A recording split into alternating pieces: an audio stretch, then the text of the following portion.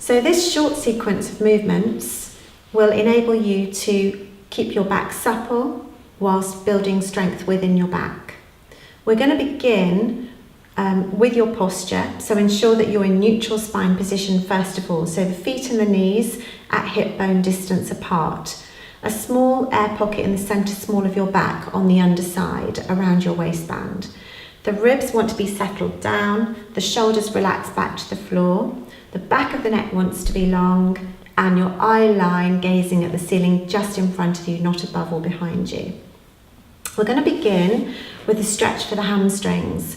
If the back is tight, very often the hamstrings can be tight as well. So we always start this particular sequence with the hamstrings.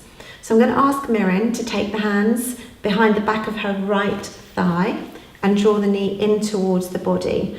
And as Mirren draws the knee in, the spine will imprint. So that's where there is no air pocket in the centre small of your back. So holding the leg nice and close, I'm going to ask you to slowly take your foot towards the ceiling, Mirren, with the foot pointed, and you'll find a stretch somewhere between the back of the knee and the bottom, and then keep the leg drawn in and bring the foot back down. So I'm going to ask you to use an inward breath to take the foot towards the ceiling, and then an outward breath to bring the foot back down. So at home, you should be carry this on. At home, you should be feeling a stretch, hopefully somewhere between the back of the knee and the bottom. These are your hamstrings. And then what I'm going to ask Mirren to do is, as she comes to the top of the movement, to flex the foot, and that will catch on to the calf muscle stretch as well, and then point the foot to bring the leg back down. So you're pointing the foot to take it up, and then flexing the foot at the top of the movement, and then pointing the foot to bring it back down. So we'll just do that one more time on this side. So if you're doing this at home, I would suggest that you do at least 10 or 12, and we'll pop the foot back on the floor, at least 10 or 12 on each side. So we'll take the left leg now and draw it in. So you're going to imprint the spine into the floor. We're going to take the foot towards the ceiling, breathing in, and then breathing out, keeping the foot pointed, drop the foot back down.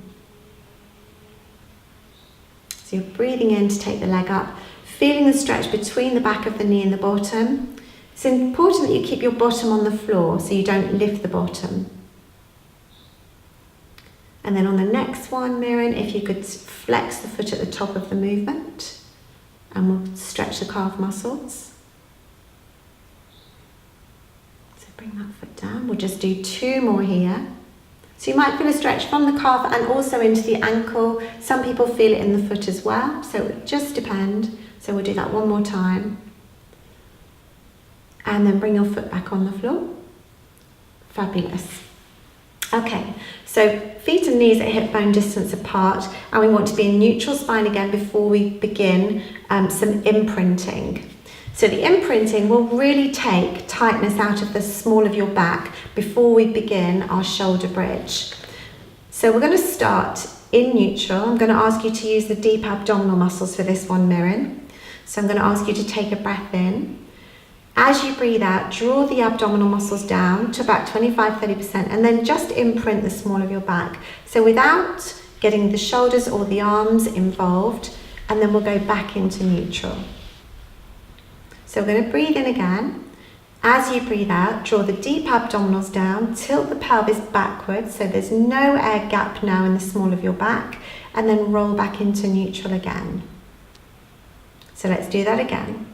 So breathe in. As you breathe out, draw the deep abdominals down, tilt the pelvis backwards. Let's hold and breathe in. And then as you breathe out, roll back into neutral. And would you do that 2 more times?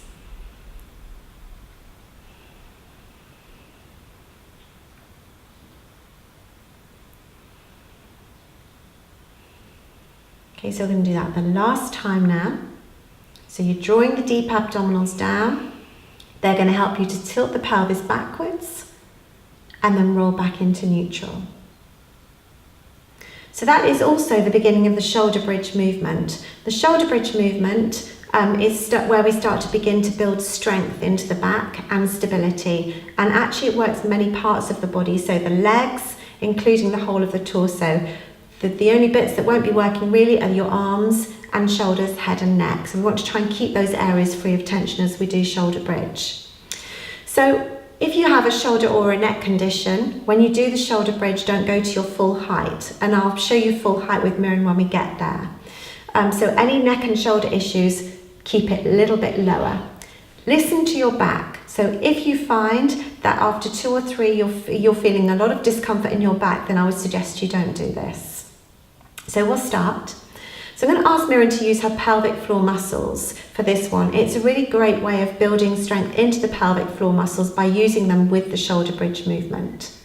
So beginning in neutral, I'm going to ask Miriam to draw up through the pelvic floor muscles, so testicles up towards the tummy or the chin, and then tilt the pelvis backwards. So keep working with the pelvic floor muscles, and then we're going to start to lift the bottom or peel the bottom and the tailbone away from the floor.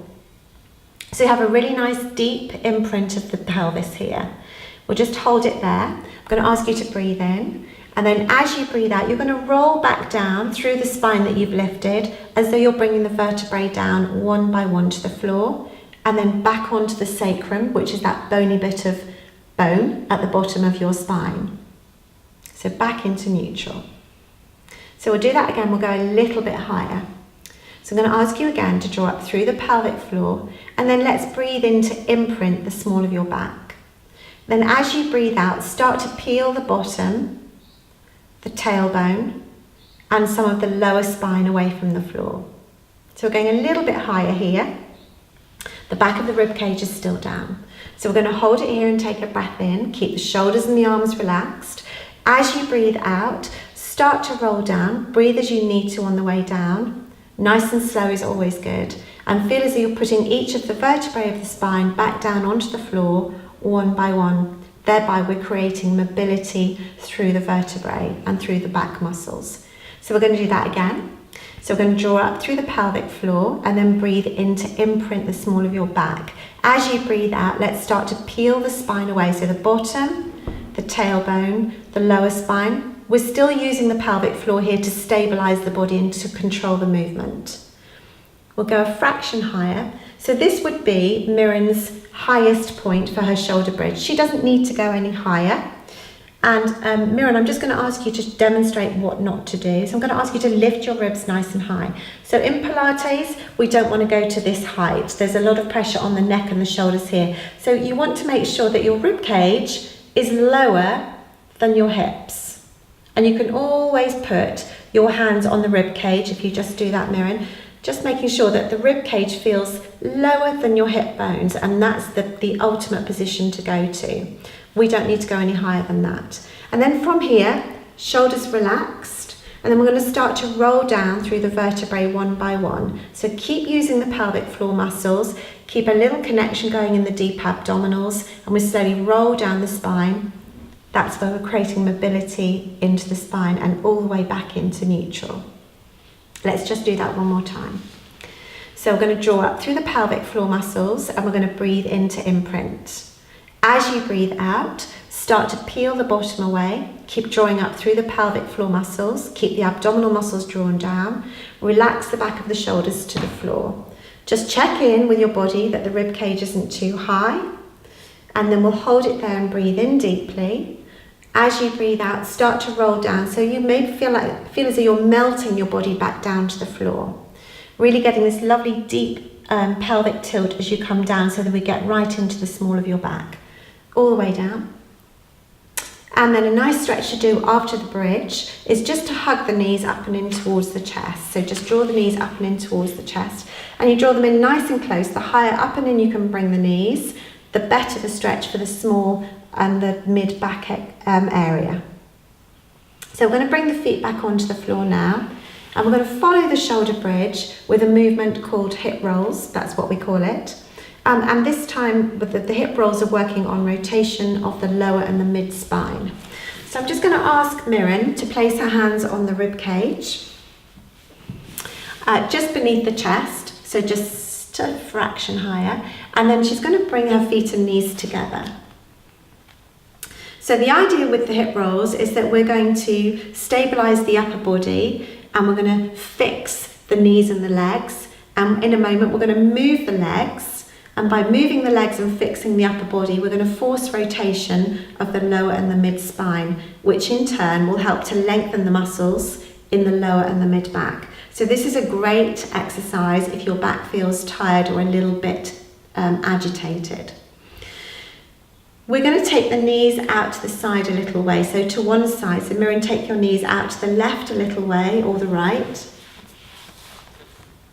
But as Miriam brings the knees out to the right, she's going to breathe out. If the breathing is difficult for you to learn, just breathe. But the most important thing is as her knees come out to the side, she's engaging the deep abdominal muscles and we're keeping the rib cage still. So we're fixing the ribs. Then the knees come back into centre. You just rub over the sacrum for a moment at centre and take the knees out to the opposite side. So as the knees go to the opposite side again, you draw the deep abdominal muscles down to the spine and we make sure that the ribs don't go in the same direction as the knees. And that happens when we engage the deep abdominals. So then breathe in to bring your knees back into centre. As you breathe out, move your knees out to the side again, drawing the deep abdominal muscles down towards the spine. And then breathe into centre. So as you breathe out, take the knees to the side, again engaging the deep abdominals, checking in with the shoulders that they're not coming into the movement as well. They can stay relaxed. So I would do this probably about 10 to 12 times on each side. But just make sure that you're checking in with the shoulders and the neck that they're not working. We want them to be working, we want them to be still. The knees are going from side to side, and each time you come into centre, you're just rubbing over the sacrum. So I'll just ask you to do one more on each side.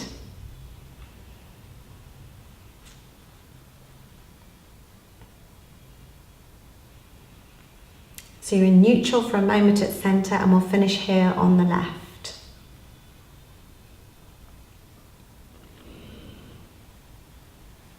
And then relax the arms down by your sides. I'm just going to ask Miriam from here just to gently roll the head from side to side a few times.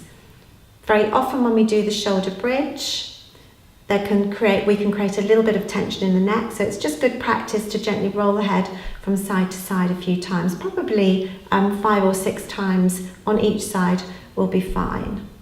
So I'll just ask you to do one more on each side, Miriam, finishing over on your left. And then bring your head back into centre. Fabulous.